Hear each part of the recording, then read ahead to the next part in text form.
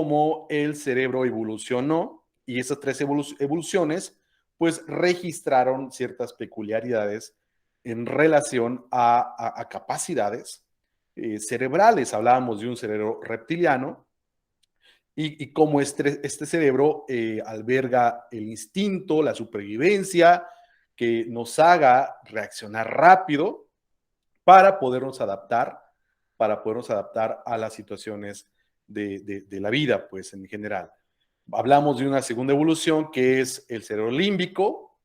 y ese cerebro límbico es el quien alberga pues prácticamente lo que es el aspecto emotivo. Y hablábamos de algunos ejemplos de cómo esto ayudó a hacer más inteligente la adaptabilidad, la evolución, la supervivencia humana, y nos facilita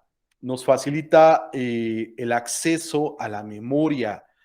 selectiva, en la medida en la que nosotros tengamos mayor emoción, más importante será ese recuerdo. Es por ello que hoy en día la ciencia, la neurociencia ha venido a confirmar la importancia de las emociones en el anclaje hacia nuestras estructuras neuronales para poder acceder o bien para poder recordar con mayor facilidad ciertas situaciones o experiencias de nuestra vida. Es decir, recordamos con mayor facilidad donde hubo más emoción, donde hubo emociones más intensas. Entonces tú vas a recordar con mayor facilidad esos momentos más intensos de tu infancia, pues donde corrías con tus primos, donde jugabas en la calle, donde tu mamá te regañaba o tu papá te regañaba, también lo recuerdas muy bien. Cuando eras adolescente y te caíste jugando algún deporte, o ganaste algún juego, no sé, de algún deporte, y así también alguna parejilla por ahí que tuviste en la infancia, perdón, en la adolescencia, bueno, ¿por qué no? A lo mejor también en la infancia, ¿verdad? En la adolescencia y así pues todas esas experiencias en las cuales hemos tenido mayor emocionalidad, pues esas experiencias son las que más recordamos. Bueno, entonces esto platicábamos la importancia de las emociones en que nosotros podamos anclarnos a recuerdos, a situaciones, o bien a objetos o a cualquier estímulo externo que de alguna forma permita que nosotros nos adaptemos más rápidamente a este mundo que nos rodea. Hablando de cómo las emociones son muy importantes para que tu memoria recuerde, para que tu memoria memorice. Hay una autora que se llama Wendy Suzuki, es una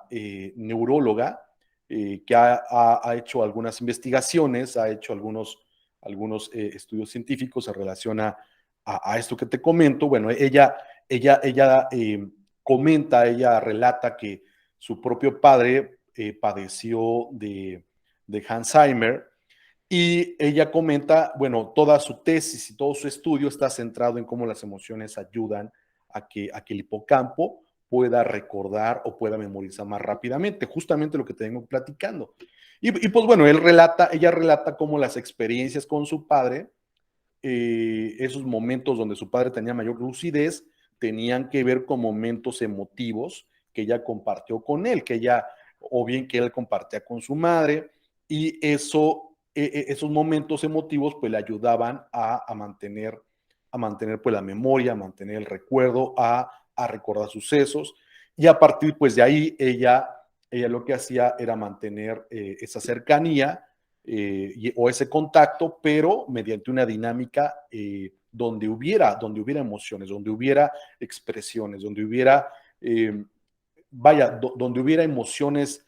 en una plática simple, en una conversación simple. Es decir, platicar de lo bien que le fue, platicar de lo mal que le fue, platicar de lo que padeció, de lo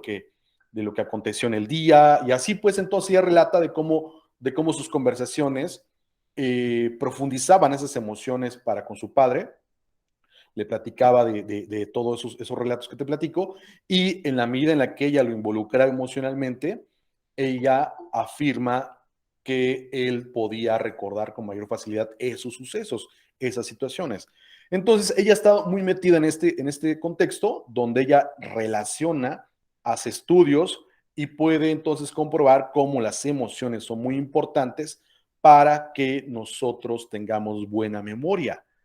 Entonces, dicho esto, otro dato muy interesante es que el propio Howard Gardner, el autor de las inteligencias múltiples, bueno, y una digamos, lista de autores también muy interesantes sobre el aprendizaje acelerado, también hablan de la importancia de las emociones. Ellos afirman, bueno, en general todos ellos coinciden que en la medida en la que haya emoción, hay mayor aprendizaje. Entonces, por ello, a partir del 2000, 2005, 2008 para acá, que aumenta el auge del aprendizaje mediante el juego, mediante las experiencias, pues toma mayor relevancia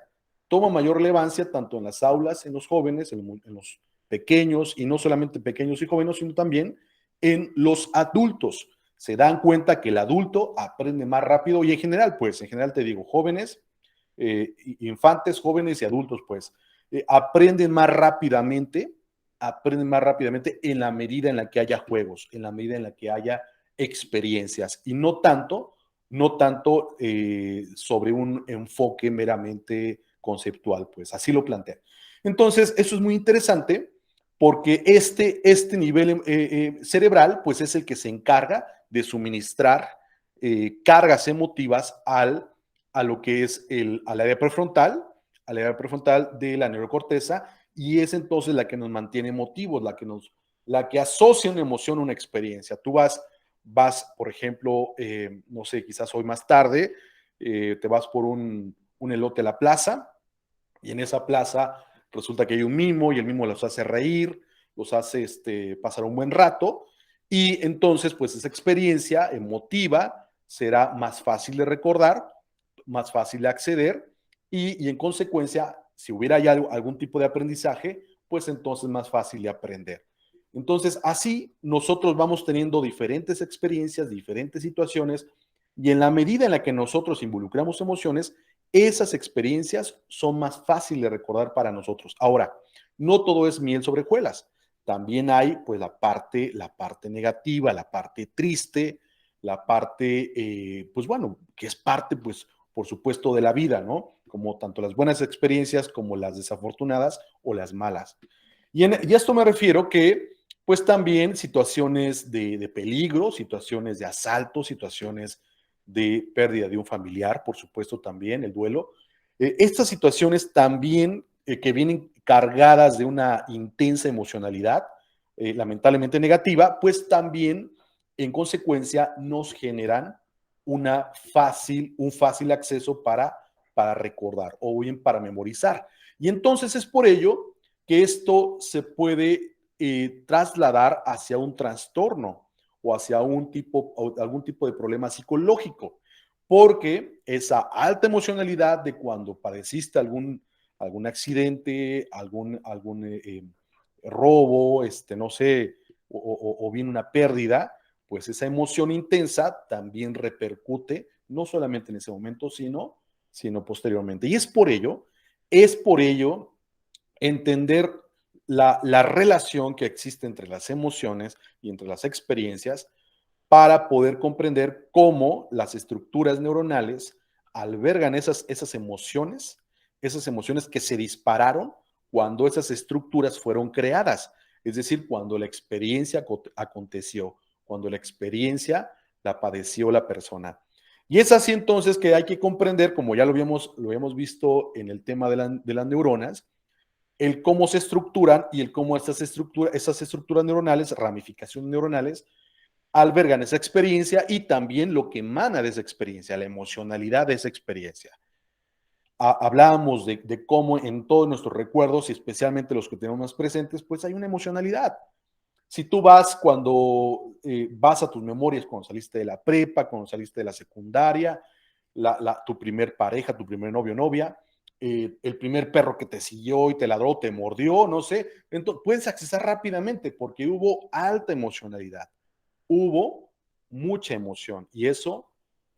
ayudó a que tú recuerdes fácilmente ese suceso, ¿sí? a tal grado que eso se puede convertir o se convirtió en un trastorno o en algún tipo de problema.